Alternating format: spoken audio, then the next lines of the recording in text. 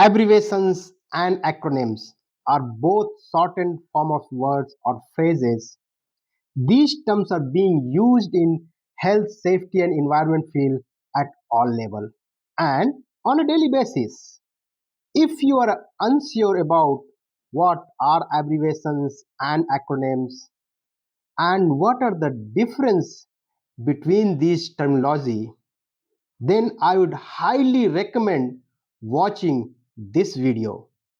The link is in the description and on the I button, which is hanging somewhere left or right corner. In this video, we will explore why abbreviations and acronyms are so common in the HSC field. By the way, HSC itself is an abbreviation. The disadvantages of using these terms and some tips as well as important consideration while using these terms during communication and reporting. Hello everyone, my name is Brijesh Kumar and welcome to your learning partner channel HSC Universe.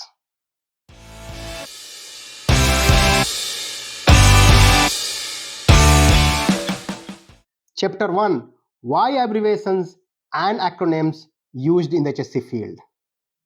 Complex terminology. The HSC field covers a vast range of science, regulations, and technical concepts. Acronyms and abbreviations streamline or simplifies those wordy phrases. For example, instead of saying lower explosive limit of a flammable substance, we use it LEL. Or SCUBA, which in long form is self-contained underwater breathing apparatus. Or laser, light amplification by stimulated emissions of radiation.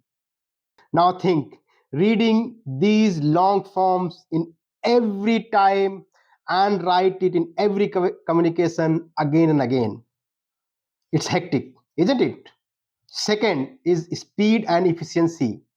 The use of these terms saves time and space, thus allowing for quicker dissemination of information, whether it's in report or manual or communication, especially in urgent situations such as emergency or for a hazard reporting where time is precious.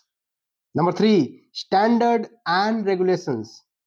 Many regulatory bodies and standard organizations often use acronyms, reference to a specific law or guidelines or test method. For example, OSHA, which is US Occupational Safety and Health Administration, or NEOS, or Indian Standard, and many other worldwide standards. They use a lot of acronyms, and that is the need of the industry. Fourth reason is global workforce and clarity in communication. With multinational companies operating across the globe and collaboration across borders, acronyms can bridge the language barrier, as very often the meanings of these acronyms stay same even is translated. Now let's see what are the disadvantages or demerits of using acronyms and abbreviations. And the first one is confusion. Overuse or misuse of acronyms and abbreviations can lead to confusion, particularly for newcomers or those who are unfamiliar with this terminology. Second is misinterpretation. In some cases, abbreviations may have multiple meanings, leading to misinterpretation and potential errors. Exclusion. Relying too heavily on acronyms and abbreviations can alienate individuals who are not familiar with the terminology, hindering in effective communication. So, with so many disadvantages, are you thinking whether you should use acronyms and abbreviations or not? Let's accept the fact that everything in this world has some merits and demerits. This does not mean we should not use those things. Finding the right balance is key to harnessing the benefits, and same principle applies to acronyms and abbreviations. Here are some tips or important consideration to strike the balance while mitigating the risk of using abbreviations and acronyms in the HSC field. Number one, do not overuse. Too many acronyms can create confusion, especially for newcomers. Use acronyms and abbreviations wisely, especially in external communication or training material. Here, the key is to balance clarity with efficiency. Number two, explain it clearly. Provide clear explanation and definitions when introducing new terms, ensuring that everyone is on the same page within your organization or within your team. Number three, regional and sector variations.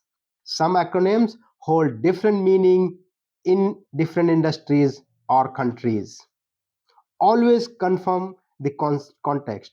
Hey, and don't forget to comment if you come across with some of the acronyms or abbreviations which we have a different meaning in one department or one country, and another meaning in another place. It will be always good to know and have your feedback. Staying updated. The HSC field is very dynamic. Regulations and best practices are evolving. Ensure you're using the most current acronyms and their meanings. Open communication, very important. Encourage open communication and feedback, allowing team members to ask questions and seek clarification when needed. So, if you summarize the learnings, acronyms and abbreviations are valuable tools in the HSC professional, and it should be in their toolkit. They facilitate efficient communication and promote standardization. By understanding the strength and limitations, we can leverage and use them wisely while ensuring that no one is left in the dark. With this, I, Brijesh Kumar, signing off. Stay safe, stay informed, and don't forget to subscribe this channel for more video updates.